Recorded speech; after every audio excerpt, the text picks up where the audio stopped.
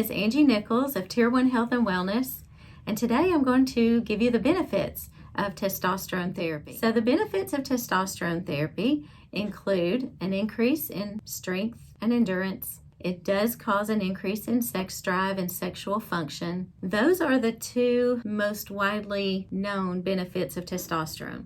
But testosterone also does much more for us than that.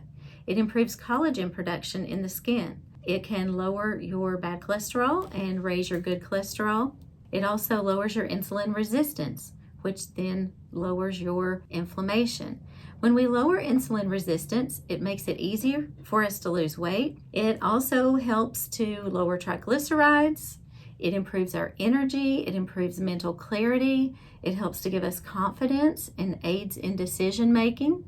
It helps our ability to build lean muscle and improve our stamina and our endurance. It also raises bone mineral density.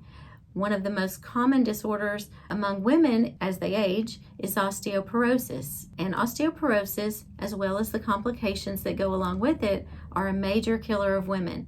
So to have the improved bone mineral density that testosterone offers is a tremendous benefit to women. We should never be without it.